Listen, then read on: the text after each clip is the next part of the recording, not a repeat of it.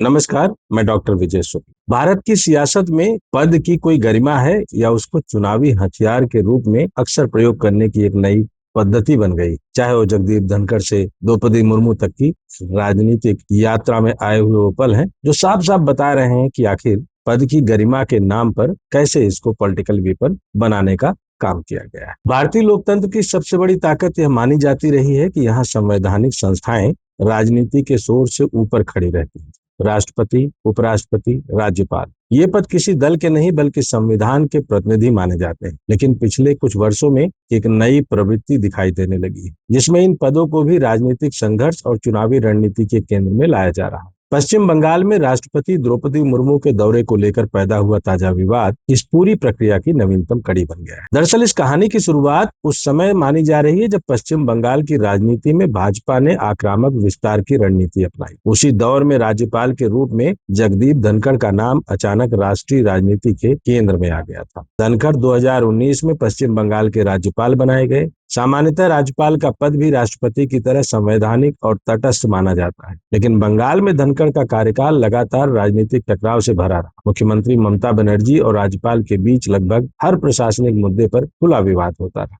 राजभवन और राज्य सरकार के बीच यह टकराव धीरे धीरे राष्ट्रीय राजनीति का हिस्सा बन गया। राज्यपाल की टिप्पणियां नियमित रूप से मीडिया की सुर्खियों में रहने लगी और भाजपा ने उन्हें बंगाल में अपने राजनीतिक अभियान के प्रमुख चेहरे की तरह इस्तेमाल किया। उस समय विपक्षी दलों ने आरोप लगाया कि राज्यपाल का पद तटस्थ संस्था की जगह राजनीतिक मंच बनता जा रहा। फिर 2022 में एक बड़ा राजनीतिक मोड़ आया। अचानक जगदीप धनखड़ को राष्ट्रीय जनतांत्रिक गठबंधन ने उपराष्ट्रपति पद का उम्मीदवार बना दिया और वे भारी बहुमत से देश के उपराष्ट्रपति चुने गए। भाजपा ने इस निर्णय को सामाजिक प्रतिनिधित्व और किसान पृष्ठभूमि के व्यक्ति के सम्मान के रूप में प्रस्तुत किया, लेकिन पॉलिटिकल गुरु इसे बंगाल की राजनीति से सीधे जोड़कर देख रहे थे, क्योंकि धनखड़ उसी राज्य के राज्यपाल थे जहां भाजपा और तृणमूल कांग्रेस के बीच सबसे तीखा और सीधा संघर्ष चल रहा था। इस तरह पहली बार यह पक्का हुआ, यह धारणा बनी कि संवैधानिक पदों के माध्यम से भी राजनीतिक संदेश तैयार किया जा रहा था। इसी क्रम में अगला बड़ा घटनाक्रम राष्ट्रपति चुनाव था।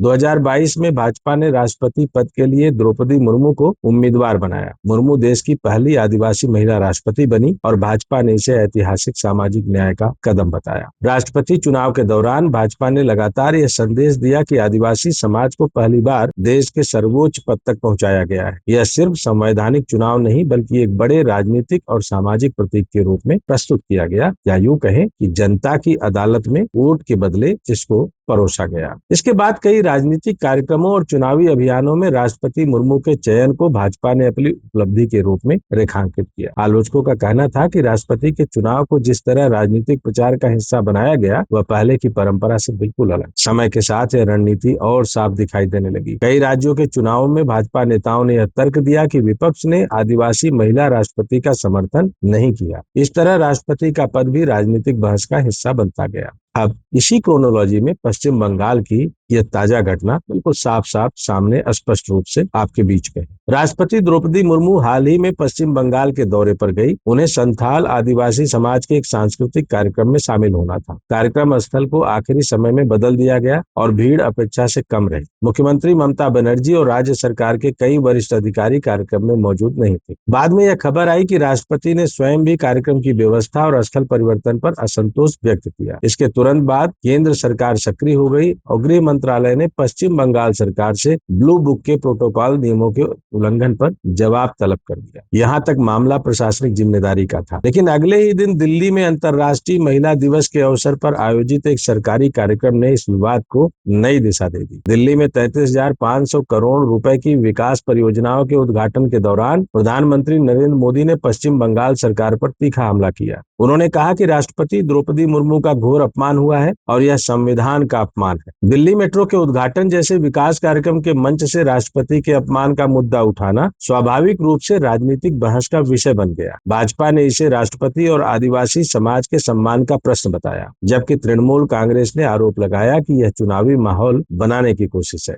यहीं से पूरी कहानी की कड़ी एक दूसरे से जुड़ती दिखाई देती है। पहले बंगाल में राज्यपाल के रूप में जगदीप धनखड़ और राज्य सरकार के बीच लगातार टकराव, फिर उसी राज्यपाल का उपराष्ट्रपति बनना, उसके बाद आदिवासी पहचान के प्रतीक के रूप में द्रौपदी मुर्मू का राष्ट्रपति बनना और अब बंगाल में राष्ट्रपति के अपमान का मुद्दा, यह सब घटनाएं एक राजनीतिक क्रम की तरह दिखाई देने लगी है और आप इसको एक चेन के रूप में स्टेब्लिश कर भी सकते हैं। राजनीतिक विश्लेषकों का एक वर्ग मानता है कि यह भाजपा की व्यापक चुनावी रणनीति का हिस्सा है, जिसमें संवैधानिक पदों के माध्यम से सामाजिक और राजनीतिक संदेश तैयार किए जाते हैं। दूसरी ओर भाजपा यह मानती है कि राष्ट्रपति और उपराष्ट्रपति जैसे पदों पर विविध सामाजिक पृष्ठभूमि के लोगों को लाना लोकतंत्र की मजबूती का संदेश है और यदि उनके सम्मान का मुद्दा उठाया जाता है तो यह गलत नहीं। लेकिन इस बहस के बीच एक मूल प्रश्न लगातार खड़ा रहता है, क्या संवैधानिक संस्थाओं की गरिमा को चुनावी राजनीति से अलग रखा जा सकता है? भारत के संविधान निर्माताओं ने इन पदों को इसलिए तटस्थ बनाया था ताकि वे सत्ता संघर्ष से ऊपर रह सकें। यदि राष्ट्रपति या उपराष्ट्रपति का पद भी राजनीतिक प्रचार का हिस्सा बन जाए तो धीरे धीरे इन संस्थाओं की निष्पक्षता पर सवाल उठेंगे। पश्चिम बंगाल की घटना में यदि प्रोटोकॉल का उल्लंघन हुआ है तो राज्य सरकार को निश्चित रूप से जवाब देना होगा और देना भी चाहिए।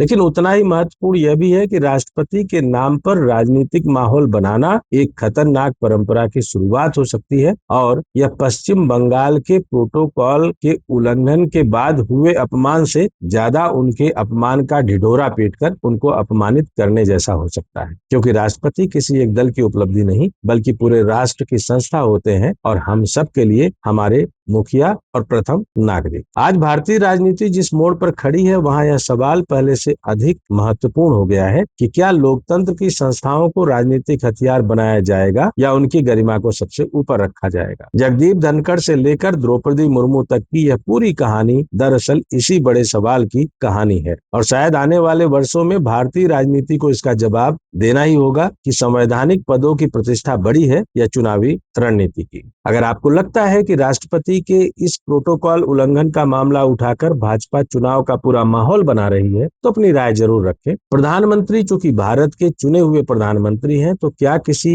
उद्घाटन समारोह में भी राष्ट्रपति के प्रोटोकॉल के उल्लंघन की बात करके उनके अपमान को अपमान जैसा बड़ा अपमान करने का प्रयास करना जायज है? तो भी अपनी राय लिखें। जय हिंद, जय भारत, वंदे मातरम।